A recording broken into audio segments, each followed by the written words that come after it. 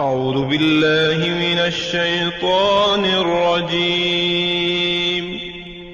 پناہ مانگتا ہوں میں اللہ کی شیطان مردود سے۔ بسم اللہ الرحمن الرحیم۔ شروع اللہ کے نام سے جو بڑا مہربان نہایت رحم والا ہے۔ دا باٹم لائن کے ناظرین اکرام، السلام علیکم۔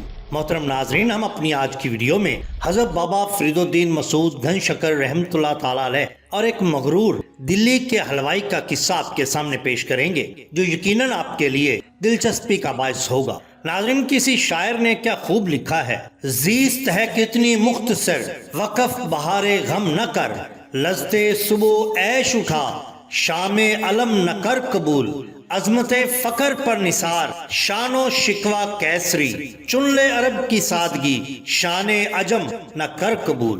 اللہ تعالیٰ کا ہم پر بڑا احسان کہ اس نے اپنے برگزیدہ بندوں کو مبعوث فرمایا اور ان کے ذریعہ بنی آدم کی اصلاح فرمائی۔ اللہ عز و جل کے برگزیدہ بندوں میں سب سے پہلی صف میں انبیاء کرام علیہم السلام کا شمار ہوتا ہے، جنہیں اللہ تعالیٰ نے اپنی باقی مخلوق پر ترجیح دی اور رشد و ہدایت کے لیے انہیں چنا، اور انہیں اللہ عز و جل نے شریعت عطا فرمائی۔ آخری سالار، خاتم الانبیاء، وجہ تخلیق کائنات، محبوب کبریا، رحمت للعالمین، احمد مجتبی حضرت محمد صلی اللہ علیہ وآلہ وسلم ہیں۔ حضرت محمد مصطفیٰ صلی اللہ علیہ وآلہ وسلم کو جو شریعت عطا کی گئی، اس پر عمل پیرا ہونا رہتی دنیا تک ہر بنی نوع انسان کے لیے لازم ہے، اور آپ کی شریعت ہی اخروی کامیابی کی کنجی۔ آپ صلی اللہ علیہ وآلہ وسلم کے ظاہری وصال کے بعد بنی نوع انسان کی رشد و ہدایت کا بیڑا اللہ کے ان برگزیدہ بندوں نے اٹھایا جنہوں نے اپنی زندگیاں دین اسلام کے لیے وقف کر دیں، اور دین اسلام کی ترقی اور ترویج کے لیے دن رات کوشاں رہے اور مخلوق خدا کی رشد و ہدایت کا فریضہ سر انجام دیتے رہے۔ اللہ تعالیٰ کے ان برگزیدہ بندوں میں حضور بابا فرید الدین مسعود گھن شکر رحمۃ اللہ تعالیٰ علیہ بھی ہیں، جنہوں نے اپنی زندگی شریعت مطہرہ پر عمل پیرا ہو کر بسر کی اور اہل طریقت کے احوال و مقامات سے بخوبی واقف تھے، منصب ولایت پر فائز تھے، زہد الانبیاء تھے۔ آپ رحمت اللہ تعالیٰ علیہ رشد و ہدایت کا ایسا منبع تھے اور ایسے بحر بے پایا تھے کہ ایک عالم آپ رحمت اللہ علیہ سے سیراب ہوا اور آپ کی صحبت میں رہ کر ناقص کمال کو پہنچے اور کمال والے قرب حق کے حقدار ہوئے۔ حضرت خواجہ نظام الدین اولیاء رحمت اللہ تعالیٰ علیہ آپ کے انتہائی قریبی خلیفہ اور مرید تھے۔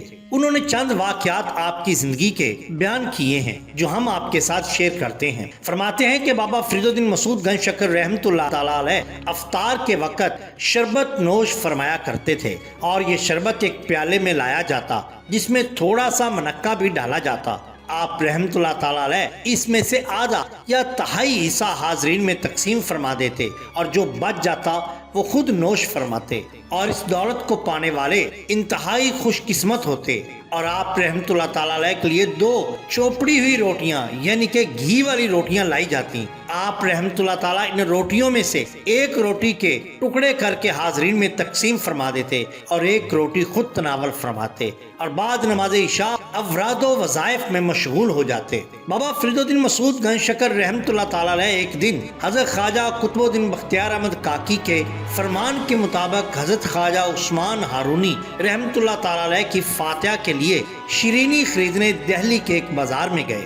آپ رحمت اللہ تعالیٰ جب حلوائی کی دکان پر پہنچے تو ایک جم غفیر دیکھا۔ یہ حلوائی علاقہ میں بہت ہی مغرور اور اکھڑ مزاج مشہور تھا۔ آپ رحمت اللہ تعالیٰ علیہ نے اس حلوائی سے لوگوں کے مجمع کے متعلق دریافت کیا تو حلوائی نے کہا کہ آج شیخ نجم الدین صغرا رحمت اللہ تعالیٰ علیہ پر حال طاری ہے، اور وہ فرماتے ہیں کہ جس نے آج نے دیکھ لیا وہ جنتی ہوگا اور اس پر دوزخ کی آگ حرام کر دی جائے گی۔ چنانچہ لوگ ان کا دیدار کرنے کے لیے جوک در جوک جا رہے ہیں، اور انہوں نے جب لوگوں کا ہجوم دیکھا تو کہا مجھے ایک ڈولی میں بٹھا کر شہر کا چکر لگواؤ تاکہ ہر کوئی ان کی صورت دیکھ لے اور اس سعادت سے محروم نہ رہے۔